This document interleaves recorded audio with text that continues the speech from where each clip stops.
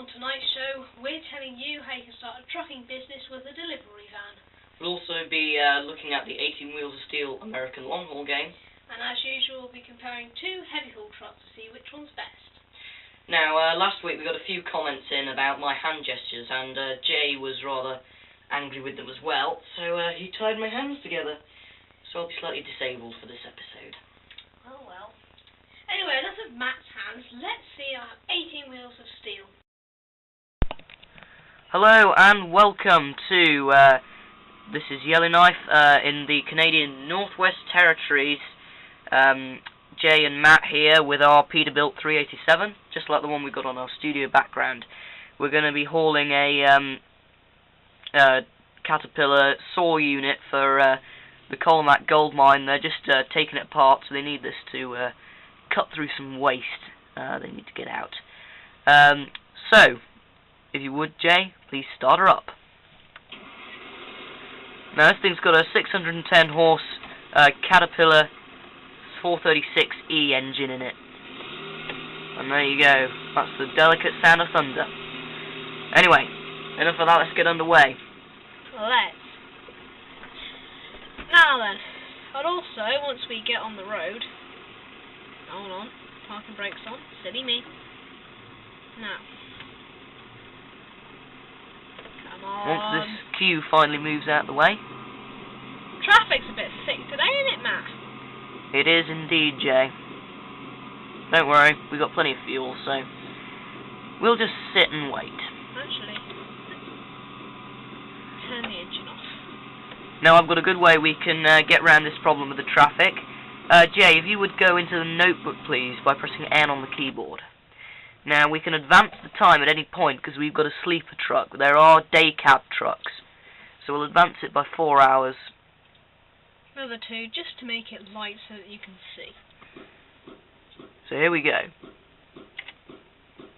Now, if it does do that, you have a mouse which has a cable, and unfortunately it just seems to pull your mouse away and it adjusts the view.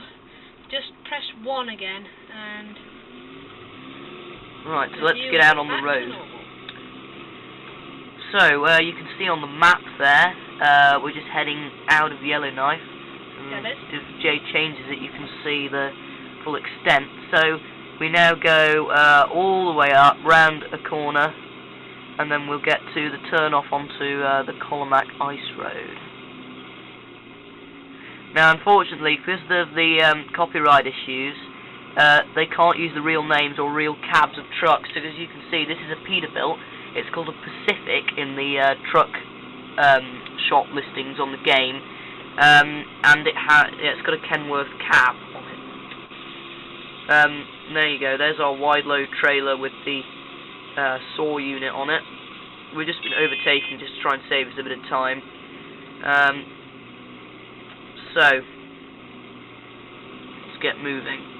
Now, there are lots of different trucks on this game. There's International, Kenworth, Peterbilt, like we've got here, Freightliner, Volvo, and there's one Sterling truck as well, I believe. And Western Star? Oh yeah, and Western Star, yeah.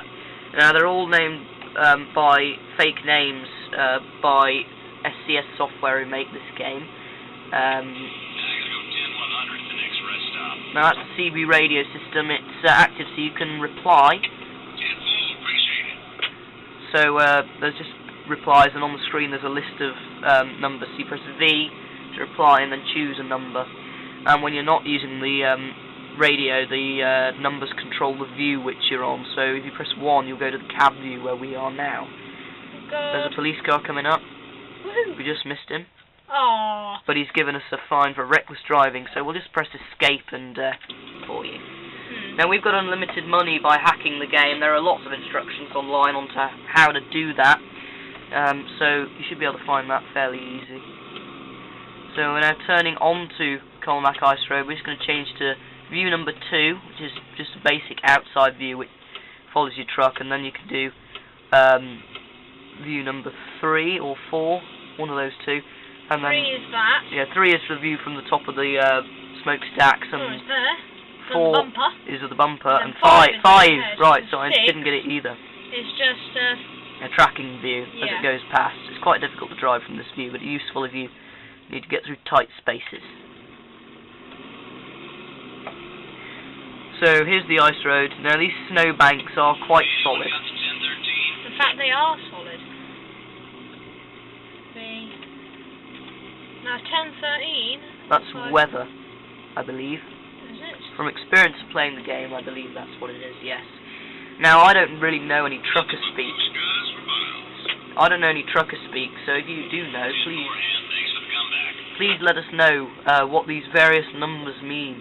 Because we don't know. Please tell us. So far, we need to know what 10:4, 10:13, 10:14, and 10:16...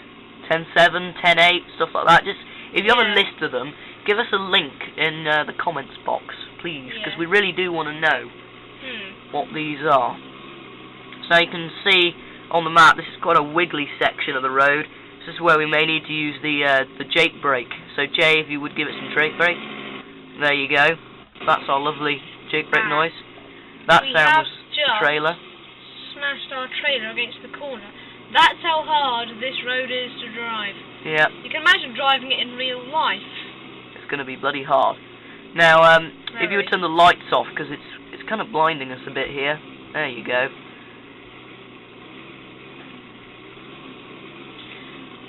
Now, I don't suggest taking a wide load as your first ever load that you take on the game. Just start off with a small load, maybe a flatbed load, or just a reefer. Or yeah, something like that. Cider. Something like that would be good, or maybe a trailer full of asphalt, some gasoline, or petrol, if you're not an American. Now we're going to climb this hill, and this has got 610 horsepower, 18-speed gearbox. This will get up it easy. If you use the basic model truck, because you can't get the money hack for some reason, because you're too spaz to do it, or something like that, then you will struggle to get up that hill with anything more than a box load. If you would reply to that, please, Jay, just to be polite. Now, we're going to use Jake brake because this corner's too tight.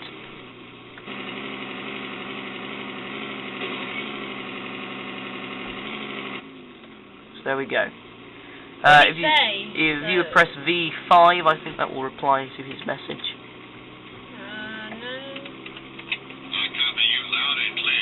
There you go. That's replying to him. Now, in this cab, and all the other cabs on the game, in fact, all the gauges and buttons do work. You can't actually operate them with the mouse, because the mouse moves the camera, but you can operate them using various keys on the keyboard. Now you can see Colomac is approaching at the distance. We're just coming up to the gate now. And on the map, there are some random boxes appearing. Each of those has a name of a company on. And then if we look around, we'll see a red circle where we have to go and deliver our load. So we're going over to that now. Just out the back of that building there. Right. This company is Digwich. Here we go. Spelt wrong, of course. There are lots of companies around here. Hold on. There we go. Now, where's the... Oh, it's there. There's the drop-off point.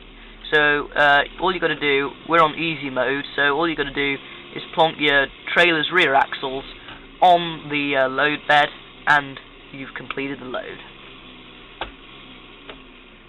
And to offload it, you just press T. And there you go. So our damage penalty was $625, but we earned $4,860. So we did get some money over what we lost. Yes. So that's 18 Wheels of Steel American Long Haul. So, back to the studio. Right, that was 18 Wheels of Steel, driven by Jay and commentaried by me. Now, we got a few comments in the comments box on YouTube asking us to shout out various names of people. So we'd like to say hi to Jack Williams, Miles Coleman, and Lewis Wallington. And Lewis, thank you for your comments about our blue screen and whatever.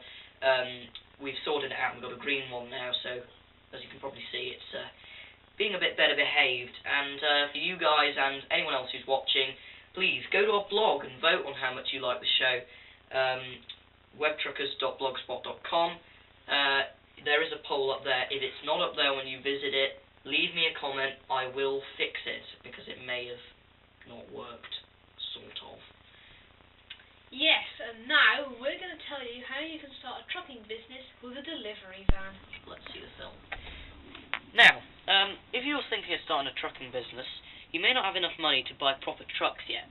Now, there's an easy solution to this problem. Delivery vans, like this one. A 2000 Transporter TDI VW, extremely reliable, German built, good build quality. This is going to be good fun. Now, if we come round front, here, lovely interior. Now this was previously owned by one lady owner, so it's nice and clean. She obviously had short legs, because we've got a bit of doormat on the clutch pedal there. But it's all looking lovely, and when we bought this, it had a full valet, and it was all looking really nice. Alarm system works as well. We thought the air conditioning was broken, but it turned out it was just jammed a little bit. So, let's have a look on the inside of the load bed, the most important part of any commercial vehicle. So we come around the side, we can see we've got a nice, clean, action sliding door, nice and smooth, and it locks into place, so you can leave it open if you want to do something like a paper round. Now, as we get in here, you can see it's quite bare, but this is good because it can protect itself from bumps and scrapes. Of course, if you want it quiet for long distance so it's more comfortable, it's very easy to soundproof these things. And also, if you want to make it into a crew bus after its previous life to get it more value out of it when you sell it, you can add in extra seatbelt points, and there are seat runners under this carpet here. Now, it comes with a jack, obviously, which comes clamped down here, and it's got a 3-man cab, and it's got plenty of room as well. It's easy to load, nice step up, and down here it's got a 5-speed gearbox. Now under the bonnet we've got a 102 horsepower 2.5 litre TDI engine, good bit of power. So if I just unlock the side door and get in, I've got a glove box which fits your logbook, lovely. You can get some screen wipes in there, all that sort of thing. Now is the part of the show where we compare two trucks, and as you know, in this series we're comparing heavy haul. So, let's compare.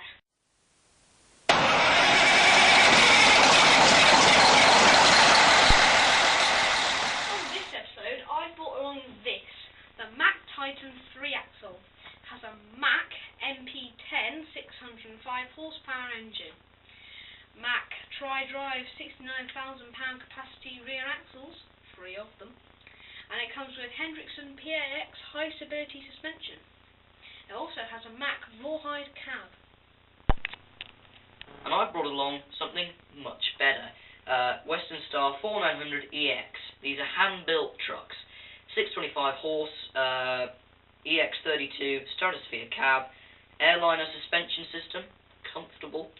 69,000 pound rear axles. It's the same as the Titan, but it's a lighter truck because it's hand-built, and also it's got a lighter, thinner, but stronger steel cab. I'm going to win.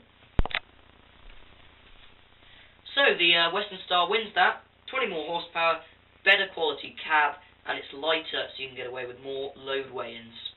Yes, and that's all for this episode of Webtruckers. We hope you enjoyed the show, and we'll see you next time. Don't forget to visit the blog.